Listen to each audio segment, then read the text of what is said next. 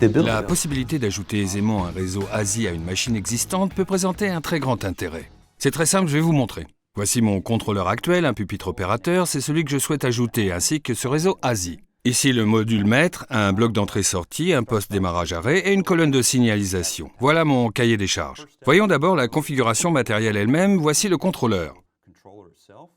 Le filtre coché dans le catalogue matériel me donne uniquement accès aux pièces disponibles compatibles avec la gamme sélectionnée. Le module maître ASI est disponible dans la liste. Je le sélectionne et je le glisse dans le projet. Dans la vue du réseau, on voit le pupitre opérateur et le contrôleur actuel sur le Profinet ainsi que le module maître ASI.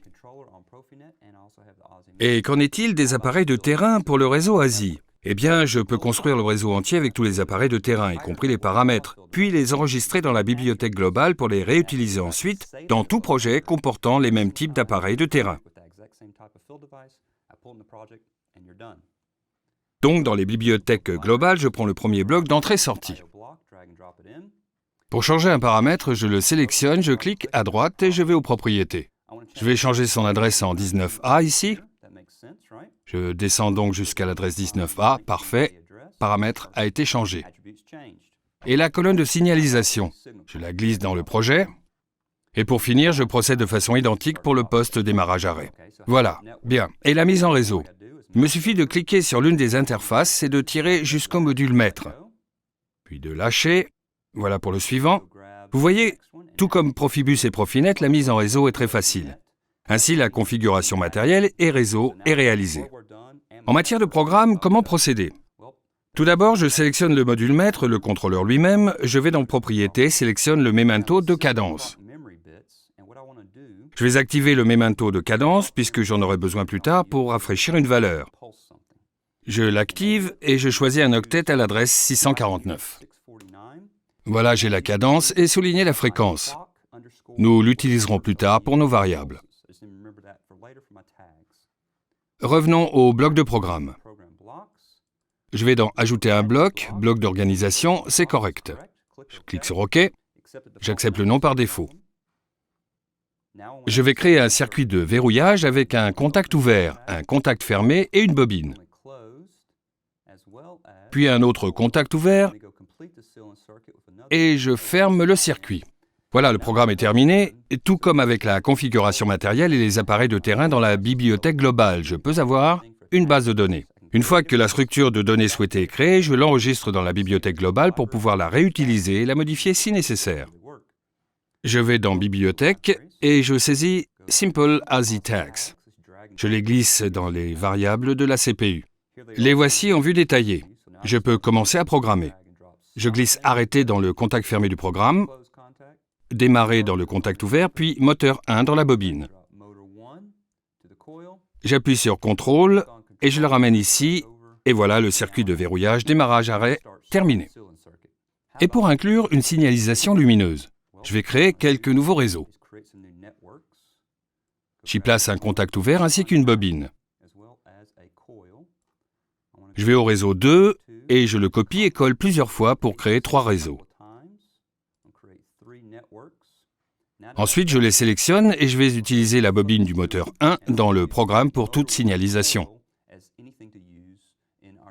Ainsi, chaque fois que cette bobine est activée, quelque chose sera annoncé, démarrage, arrêt, etc.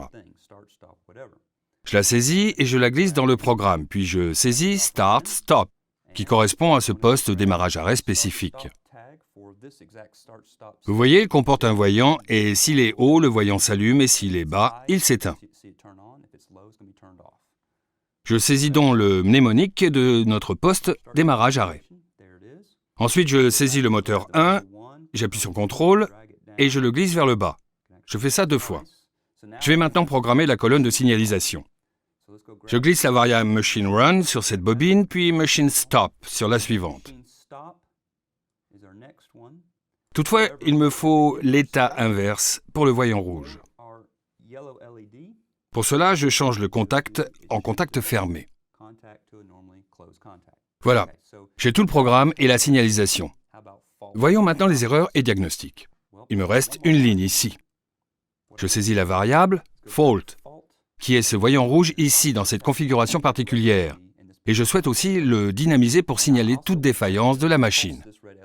Je vais ici pour accéder au memento de cadence. Je double-clique. Avec la frappe intelligente, je tape C. Et voilà nos bits d'horloge. Je vais utiliser 1 Hz. Cependant, je dois utiliser un bloc de diagnostic pour que ça fonctionne correctement. Je reviens aux instructions. Je descends à Diagnostic. Je saisis LED et je le glisse devant notre memento de cadence.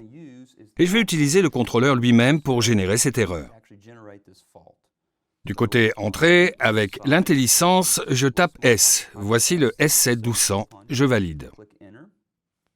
Pour le voyant, je vais utiliser le voyant d'erreur. C'est le numéro 2. Et pour la valeur de retenue, erreur soulignée CPU. Puis je vais définir cette variable. J'en fais un entier. Je clique sur Définir. À présent, je dois la comparer à l'état normal et à l'état d'erreur. Je saisis une variable de comparaison et je la glisse devant le memento. J'y glisse la valeur de retenue et pour finir, je dois déterminer quels sont les états de ce voyant.